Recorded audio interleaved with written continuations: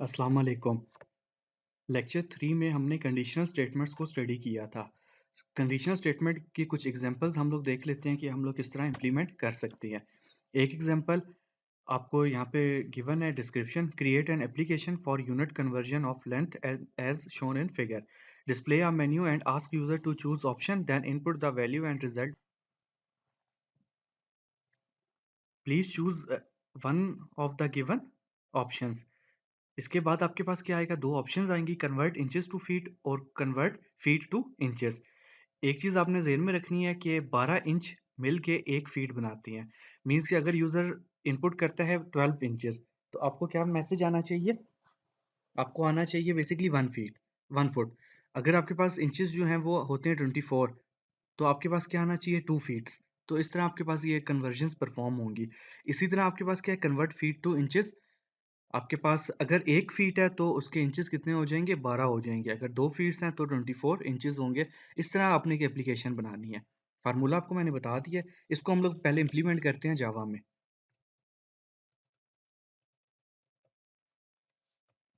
सबसे पहले हमें क्या रिक्वायर्ड होगा, क्योंकि हमने यूजर से इनपुट लेनी है, तो सबसे पहले आप लोग यहाँ पे क्या करेंगे, import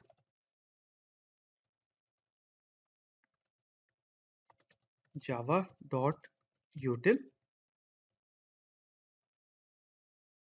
dot scanner. Scanner use होता है इनपुट के लिए। सबसे पहला काम आप लोग ये कर लेंगे। इसके बाद आप लोगों ने क्या करना है, अगर आप डिस्क्रिप्शन को देखें तो डिस्क्रिप्शन में आपको क्या बताया गया है कि आपने यूज़र से पहले जो इनपुट लेना है वो मेन्यू का है, 1 या 2 इंटीजर टाइप। उसके बाद आपने यूज़र से या तो इंचेस लेने हैं या फीट लेने हैं, उसको कन्वर्ट करके आपने शो कर देना है। तो मैं इस केस में 3 वेरिएबल्स डिक्लेयर करने लगा हूँ।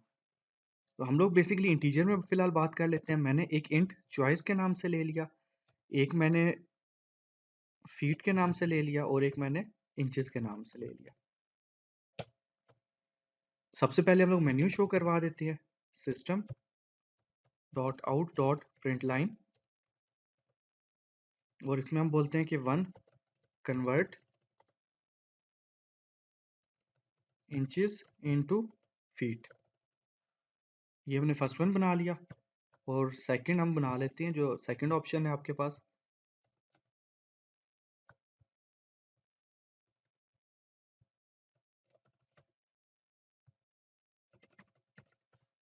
Feet to inches. इसके बाद हमने सबसे पहले जो यूज़र से इनपुट लेना है वो 1 या 2 आपके पास होगा। तो मैं यहाँ पे क्या करता हूँ, सी एच इक्वल्स टू, हाँ मुझे क्या काम करना पड़ेगा, स्कैनर क्लास का ऑब्जेक्ट भी बनाना पड़ेगा। तो हम यहाँ पे बना लेते हैं, scanner S C equals to new scanner class system dot in, ताकि उसको पता चल जाए कि आपने बेसिकली इनपुट के लिए स्कैनर को यूज़ करना है। सी एच यहाँ पे हम लिखेंगे एस सी डॉट नेक्स्ट, क्योंकि मेरे पास डाटा जो है वो इंटीजर टाइप का है, तो नेक्स्ट इंट का फंक्शन कॉल करूंगा। तो यूज़र ने 1 या 2 जो भी दिया हुआ है वो सी एच में आ जाएगा। इसके बाद हम लोग क्या कंडीशन लगाते हैं, इफ़, आप स्विच भी लगा सकते हैं, if C H equals to 1। अगर सी एच इक्वल्स टू 1 है तो आपने यूज़र से इनपुट क्या लेना है, इंचेस इनपुट लेनी है। तो यहाँ पे आप मैसेज एक शो कर दें, सिस्टम डॉट आउट, और यहाँ पे हम बोलते हैं एंटर इंचेस, और यूज़र जो इनपुट देगा उसको हम लोग इंचेस में स्टोर करवा लेते हैं, S C dot next int. और साथ ही आप लोग क्या करोगे, जब आप लोगों ने यहाँ पे इंचेस को डिस्प्ले कर दिया है, तो अब हमने इसको फीट्स में दिखा देना है। तो आपको मैंने ऑलरेडी बताया कि अगर आपके पास 12 इंचेस होंगे तो वो 1 फीट के इक्वल होगा। तो मैं यहाँ पे क्या लिख देता हूँ, हम डायरेक्ट कैलकुलेशन परफॉर्म करते हैं, system dot out dot print line, और यहाँ पे हम लोग क्या बोल देते हैं, फीट इक्वल्स टू, यूजर से आपने इंचेस लिए हैं, इंचेस 12 इंच होंगे तो 1 फीट बनेगा, डिवाइडेड बाय 12। ये आपको बता देगा कि कितने आपके पास फीट बनती हैं।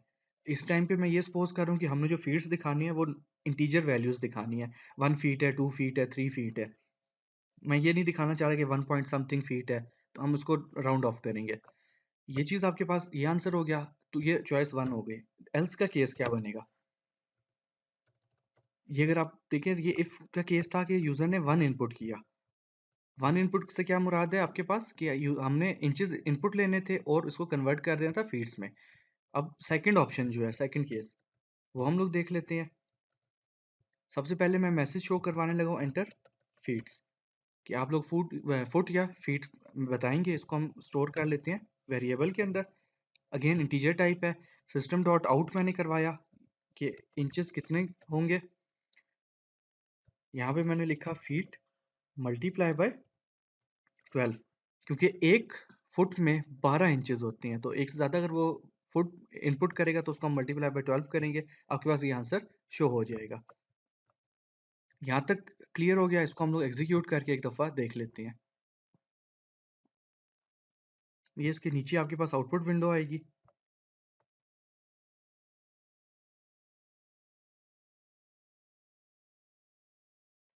आपसे पूछ रहा है कि कन्वर्ट इंचेस इनटू फीट या फीट इनटू इंचेस। तो हम फर्स्ट वन कर लेते हैं पहले, कि मैं इंचेस इनपुट करूंगा। 1 किया, वो कह रहे हैं इंचेस बताएं।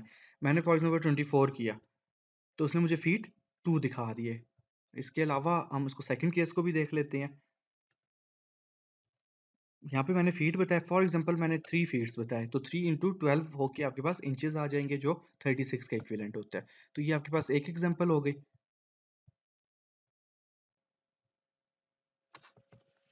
नेक्स्ट क्वेश्चन में हम लोग देखते हैं कि एक और एग्जांपल को। इसमें मैं एक एप्लीकेशन बनाने लगा हूँ जो करेंसी कन्वर्जन के नाम से होगी। इसमें सिर्फ हमने फिलहाल दो बातें की हैं, एक डॉलर साइन, एक डॉलर को लिया, एक यूरो को। मैं ये कहता हूँ कि 164 रुपीज़ का एक डॉलर है और 190 रुपीज़ का एक यूरो है। एग्जाम्पल में नीचे आपको आउटपुट बताई हुई है, आपने बेसिकली बनाना क्या है। 4 ऑप्शंस होंगी, rupees to dollar, dollar to rupees, rupees to euro, euro to rupees. User इनमें से कोई भी ऑप्शन सेलेक्ट करेगा, अकॉर्डिंगली अमाउंट्स देगा और आपने कन्वर्ट करना है। इसका मतलब क्या है बेसिकली, अगर यूज़र देता है 200 रुपीज़ और कहते हैं कि इसको कन्वर्ट करो डॉलर में, जो फर्स्ट केस है, तो 200 रुपीज़ का क्या मतलब है, 1 पॉइंट समथिंग डॉलर आपको उसके रिटर्न में मिलेगा कन्वर्ट होके। सेकंड केस, यूज़र से आप इनपुट लोगे डॉलर्स, फॉर एग्जांपल वो कहता है $2, तो आपके पास जो रुपीज़ में कन्वर्ट होगा वो 300 समथिंग हो जाएगा, मतलब 164 मल्टीप्लाई बाय 2 हो जाएगा।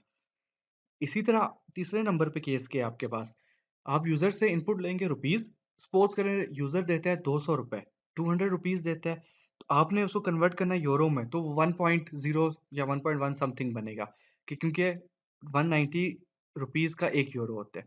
इसी तरह इसका ऑपोजिट, अगर आप यूज़र से इनपुट लेते हैं यूरो, लाइक वो यूज़र इनपुट करता है 2, उसको आपने कन्वर्ट करना है रुपीज़ में, तो 190 इंटू 2 जो आंसर आएगा वो आपके पास यूरो में कन्वर्ट हो चुकी होगी अमाउंट। इस चीज़ को हम लोगों ने देखना है, वो हम देख लेते हैं किस तरह करना पड़ेगा। सिनेरियो को समझ लिया हमने। अब हमें रिक्वायरमेंट है कुछ वेरिएबल्स की। फर्स्ट वेरिएबल आपको क्या रिक्वायर्ड है, ये जो 1 2 3 4 ऑप्शंस हैं, इनको आपने स्टोर करवाना है। फिर आपको रिक्वायर्ड है अमाउंट, जो आप रुपीज़ में लेंगे, आप डॉलर्स में ले सकते हैं या आप यूरो में ले सकते हैं। ये आपको 3 अमाउंट्स रिक्वायर्ड होंगी। और आपको कुछ फिक्स्ड वेरिएबल्स रिक्वायर्ड हैं, लाइक आपने डॉलर का अमाउंट फिक्स की हुई है 164 रुपीज़, यूरो आप लोगों ने फिक्स की हुई है 190 रुपीज़। तो इनको भी आप लोग पहले कहीं पे स्टोर करवा लेंगे। अगर आप स्टोर नहीं करना चाहते तो आप इनको रन टाइम पे भी यूज़ कर सकते हैं। तो हम इसको इम्प्लीमेंट करते हैं।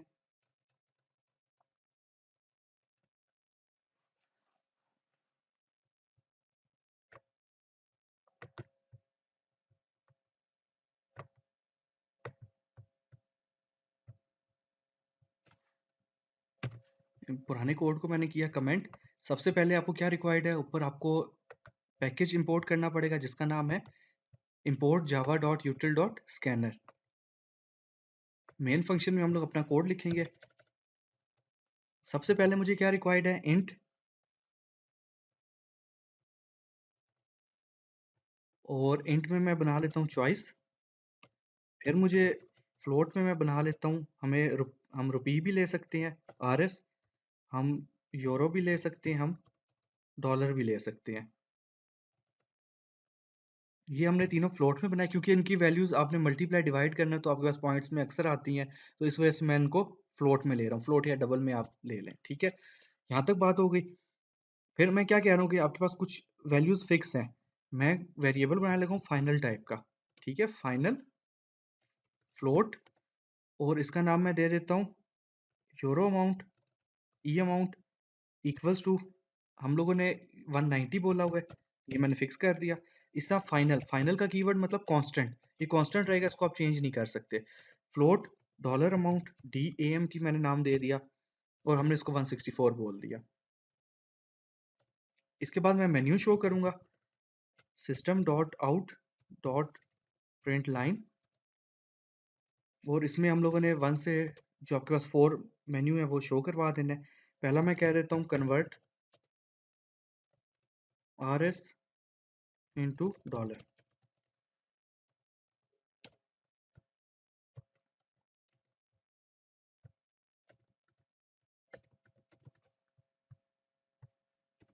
सेकंड मैं बोल देता हूँ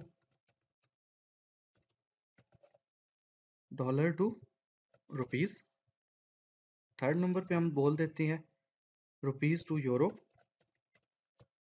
और 4 पे इसका वाइस वर्सा हम लोग बोल देते हैं यूरो टू रुपीज़। इसके बाद हम लोगों ने क्या किया, यूज़र से इनपुट लेनी है। अगेन यूज़र से इनपुट जो हम लेंगे वो CH में है, CH equals to scanner class का हमने ऑब्जेक्ट बनाना है, जो हमने अभी तक स्टिल नहीं बनाया हुआ।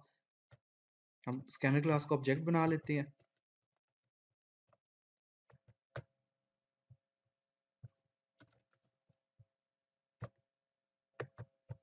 यहाँ पे मैंने कहा CH equals to SC dot next int. अब यूज़र 1 2 3 4 इनमें से जो भी चॉइस देगा उसके अकॉर्डिंगली हम लोगों ने कुछ काम परफॉर्म करने, functionalities. If CH equals to 1, अगर वो 1 के इक्वल है, हमने क्या परफॉर्म करना है, बेसिकली हमने यूज़र से इनपुट लेना है रुपीज़। ठीक है, तो हम यहाँ पे एक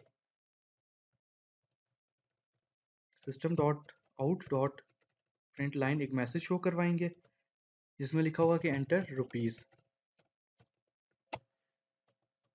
और जो यूज़र रुपी इनपुट करेगा उसको हमने क्या करना है, स्टोर करवा देना है। इसके लिए हमने एक ऑलरेडी वेरिएबल बनाया हुआ है RS के नाम से, equals to SC dot next float, क्योंकि हमारे पास जो डाटा आ रहा है वो फ्लोट टाइप का आ रहा है। यहाँ तक आप लोगों ने क्या किया, रुपी को इनपुट ले लिया। डिस्प्ले क्या करना है आप लोगों ने,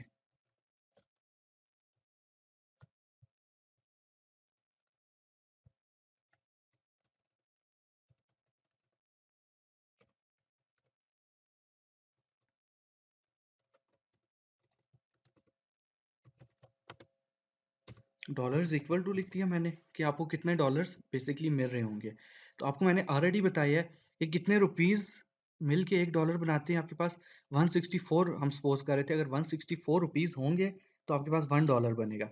मतलब RS डिवाइडेड बाय डॉलर के लिए हमने क्या रखा था, D अमाउंट। तो D अमाउंट अगर आप लोगों को याद हो तो D अमाउंट में क्या पड़ा हुआ है आपके पास, 164। ये आपके पास 164 पड़ा हुआ है इसमें, ठीक है। तो आप लोगों ने क्या किया, अगर वो रुपी देता है 164 डिवाइडेड बाय 164 तो $1 के इक्वल हो जाएगा।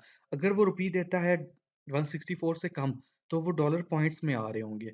इसी तरह अगर वो देता है 500 फॉर एग्जांपल रुपीस, तो उसमें कितने डॉलर्स आएंगे, वो डिवाइडेड बाय 164 होगा और आपको आंसर शो कर देगा। केस 1 ये था। नेक्स्ट केस आपके पास क्या है, एल्स, और साथ ही मैं बोलता हूँ if, else if CH equals to 2, यहाँ पे आप स्विच भी यूज कर सकते हैं। Else if equal CH equals to 2, 2 का मतलब क्या था, अगर आप ऊपर मेन्यू पढ़ें, आपने यूजर से डॉलर इनपुट लेना है। ठीक है, तो मैं यहाँ पे क्या बोलता हूँ, एंटर डॉलर्स, और इसको स्टोर किस में करवाता हूँ, जो हमने डॉलर वेरिएबल फ्लोट टाइप का बनाया हुआ है इसमें स्टोर करवाया, और मैंने मैसेज शो करवाया इन रुपी, रुपी में कितने बनते हैं, RS इक्वल्स टू, यहाँ पे मैंने लिखा डॉलर जो यूजर ने इनपुट किया था, और $1 कितने रुपए के बराबर होता है, 164। तो आप $1 को मतलब dollar multiply by D amount 164। तो यहाँ पे आपको क्या पता चल गया कि अगर वो 2 देता है तो 2 multiply by 164 equivalent to rupees आपके पास आ जाएगा। इसी तरह मैंने क्या किया, केस नंबर 3 बनाया। केस नंबर 3 अगर आप ऊपर जाके स्टडी करें तो केस नंबर 3 में रुपीज इनपुट लेने हैं, यूरो में कन्वर्ट करना है। तो मैं यहाँ पे मैसेज क्या शो कर देता हूँ, एंटर RS, और अगेन मैं किस में स्टोर करूंगा, आरएस के अंदर स्टोर करूंगा। और यूरो में क्या आपके पास आएगा, यहाँ पे सबसे पहले आरएस डिवाइडेड बाय, आपको अगर याद हो तो ई अमाउंट हमने बनाया था 190 रुपीज, ये ई अमाउंट आपके पास ये बना हुआ है, ठीक है। तो हमने क्या बोला था, 190 रुपीज मिल के एक यूरो हो बनता है।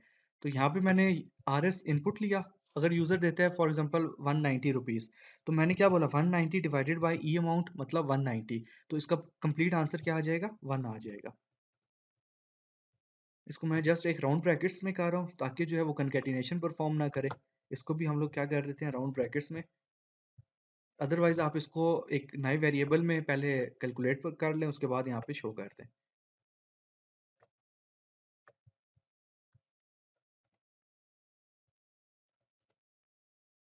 केस नंबर 4 वो हम देख लेते हैं। केस नंबर 4 में आपके पास क्या है, आपने इनपुट लेना है यूरो में, ठीक है, और उसको हम ऑफ कोर्स यूरो में सेव करवाएंगे। और हम बोलते हैं कि रुपये में कन्वर्ट होने के बाद वो कितने का बनेगा। मैंने बोला यूरो जो यूज़र ने इनपुट किया हुआ है multiply by E amount, euro की अमाउंट, मतलब 1 यूरो अगर वो इनपुट करता है तो वो रुपये के साथ मल्टीप्लाई मतलब 190 के साथ मल्टीप्लाई होगी। तो 1 मल्टीप्लाई बाय 190 इक्वल्स टू 90, आपके पास ये आंसर आ जाएगा। या आपके पास दूसरा केस क्या है कि वो यूरो देता है फॉर एग्जांपल 5, तो 5 मल्टीप्लाई बाय 190 वो इक्विवेलेंट टू रुपीज़ होगा आपके पास। ये हम लोगों ने 4 केसेस बना लिए। इसके अलावा आप एल्स का केस बना लें अगर वो इनवैलिड इनपुट कर रहा होता है। इसको हम एग्जीक्यूट करते हैं।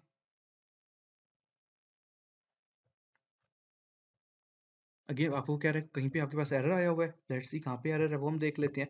कुछ कमेंट्स हमने किए थे, मे बी आपके पास वो डाटा उस वजह से ख़त्म हो गया।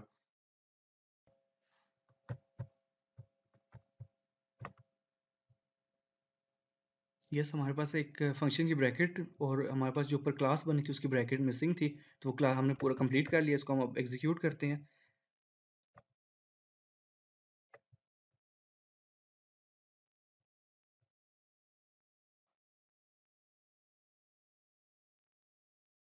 आपसे वो देखें नीचे मेन्यू में शो कर रहा है कन्वर्ट रुपीज़ 1234, आपके पास केस है।